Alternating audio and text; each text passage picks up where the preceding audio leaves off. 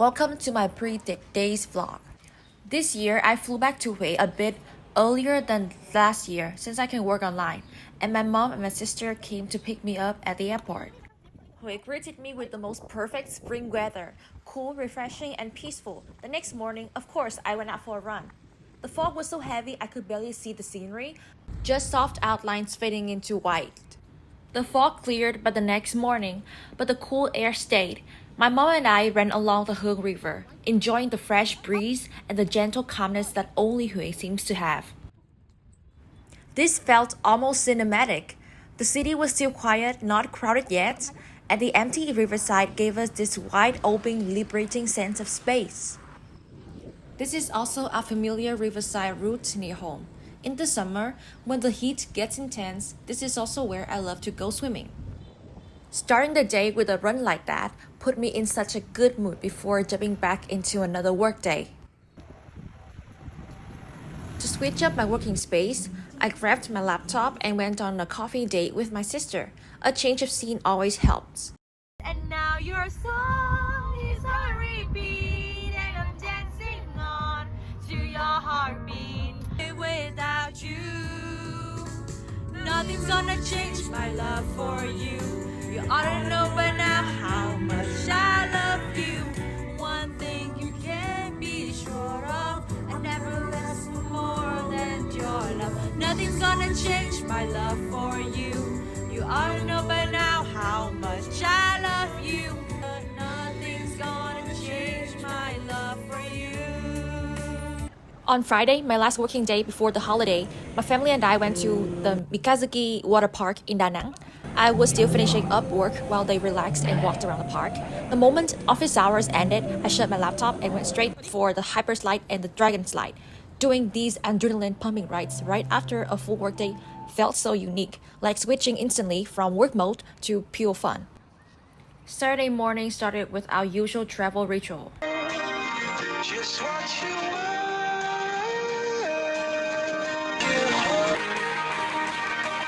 Lights will guide you home. We went out for an 11-kilometer run around Da Nang, over iconic bridges and straight to a dawn beach run. The beach at dawn was breathtaking in every possible way.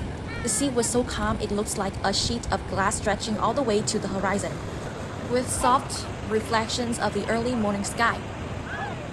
The air was crisp and cool, brushing against my skin in the gentlest way. The kind of morning breeze that instantly wakes you up but feels comforting at the same time. I slipped off my shoes and started running barefoot on the cool, damp sand. Each step sank in softly, leaving footprints that the small waves slowly reached for and erased.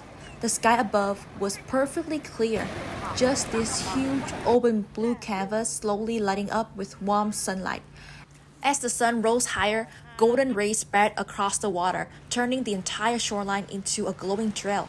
Something about that moment made me feel weightless. I couldn't stop myself. I kept running, skipping, and jumping around like a kid who had just been let loose on the beach for the first time.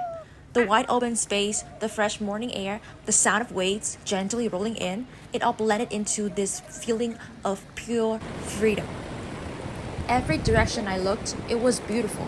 The long coastline stretching endlessly, the sparkling water beside me, the sunlight catching on the waves, and the soft shadows trailing behind my footsteps. It was impossible not to smile. I felt light, energized, and genuinely happy in the simplest, most natural way. On our way back to the road to continue running, my mom suddenly came up with the cutest idea. Since it was Valentine's Day, why not make a heart shape on the sand using seashells? There's something magical about a morning like this, where the world feels big and open, and you feel small in the best, most liberating way.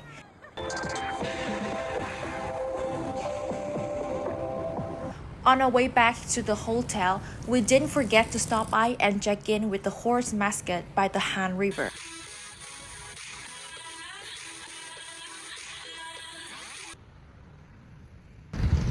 Keep going, keep running. We had our beautiful beach run in Da Nang, so for Sunday morning in Huế, we took things higher, literally, with a refreshing hike up the mountain. So this is Hong Vuong. We began our hike from Huyền Không Sơn Thượng Pagoda, which already sits halfway up the mountain, so the ascent to the summit wasn't very high.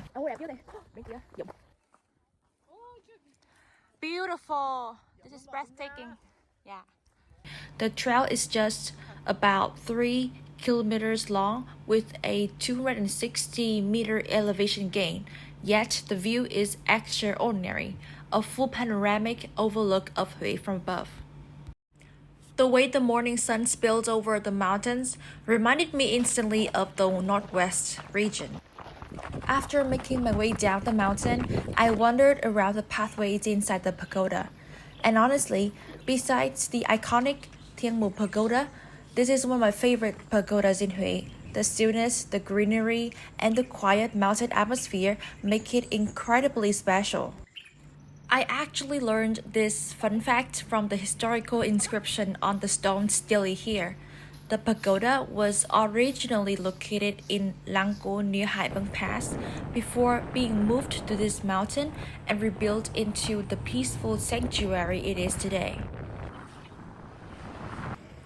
On the final morning before Lunar New Year's Eve, I stepped outside just as the city was waking up, taking in the cool air and the stillness before the celebrations. The last night of the year arrived. Standing under the fireworks, watching the sky bloom with colors, I felt grateful for everything this past year has brought. The challenges, the growth, the joy, and all the moments in between. Here's to a new year filled with health, happiness, and little moments of peace for me, for my family, and for anyone watching this. Happy New Year!